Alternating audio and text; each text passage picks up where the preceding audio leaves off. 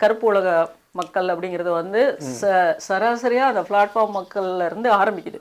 அவங்களுடைய கஷ்டம், அவங்களுடைய அதுக்கப்புறம் அவங்களுடைய சராசரி அன்னைக்கு அன்னைக்கு சாப்பாடு, அதுக்காக வேண்டி போராடி அதை செய்கிற சின்ன சின்ன விஷயங்கள்ல வந்து கருப்பு வேல்ட்ல ஸ்டார்ட் ஆகுது இல்லையா, அதான் ஆரம்பம். ஸோ அதுக்கப்புறம் ஆனால் நம்ம சினிமாலெல்லாம் காட்டுறது பார்த்தீங்கன்னா அப்படியே பில்லா ஸ்டைல் அப்படியே ஃப்ளைட்லேருந்து வந்து இறங்குவார், அப்படியே ஆயுதம் கடத்துவாங்க, கஞ்சா கடத்துவாங்க. அதுதான் டார்க் வேர்ல்டுன்னு உருவகப்படுத்திட்டு இருக்காங்க. அதுவும் ஒரு டார்க் வேர்ல்டு தான். அந்த டார்க் வேர்ல்டுக்கும் நீங்கள் சொல்கிற அந்த டார்க் வேர்ல்டுக்கும் என்ன வித்தியாசம்?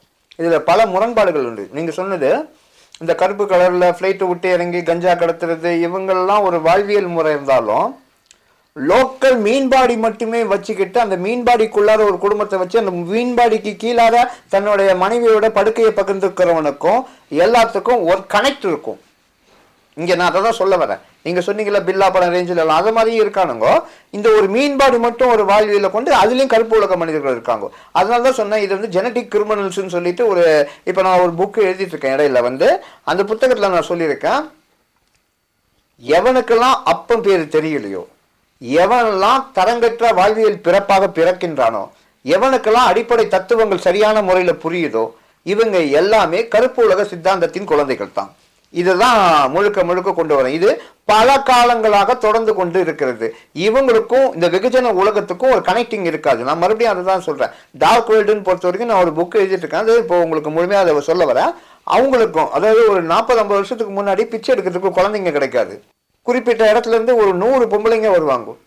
வந்து தெருவோரமாக தங்கி இருக்கவங்ககிட்ட ஒரு குழந்தைய உருவாக்கிக்குவாங்க. அவங்களோட நோக்கம் பிச்சை எடுப்பதனால் மட்டுமே அந்த குழந்தைய உருவாக்குறது. அந்த குழந்தைய வயிற்றுல உருவாக்கிட்டு பிச்சை எடுக்கிற வரைக்கும் பிச்சை எடுப்பாங்க. பிச்சை எடுத்தீங்கன்னா 100 குழந்தை, சென்னை 25 பேர், கேரளா 25 பேர், ஆந்திரா 25 பேர், 100 குழந்தை, இந்தியா முழுக்க 100 குழந்தை அனாதையாக பிறக்கப்படும். எந்த இடத்துல பிச்சை எடுத்துட்டு இருக்காங்களோ அதே இடத்துல அந்த குழந்தைய கையில் பிடிச்சிட்டு பிச்சை எடுத்த காசை மட்டும் எடுத்துக்கிட்டு அந்த குழந்தைய அங்கே விட்டுட்டு போயிடுவாங்க. இந்தியா முழுக்க 100 குழந்தைகள் அனாதையாக விடப்படும். அப்பன் பேர் தெரியாம, தான் ஏன் பிறந்தன்னு தனக்கே தெரியாம இந்தியா முழுக்க 100 குழந்தைகள் அனாதையாக விடப்படும்.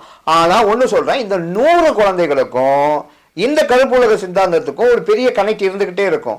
அதை இந்த கேலக்சின்னு சொல்லுவோம் நாங்க.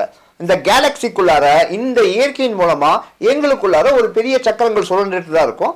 அதன் மூலமா நாங்க எல்லாருக்குமே எல்லா முகமும் தெரியும். அந்தந்த காலகட்டங்கள்ல அதாவது தன்னுடைய விதைகளை சரியா அடையாளம் கண்டுபிடிச்சிட்டு பயணங்கள் கொண்டு போயிருக்கோம்.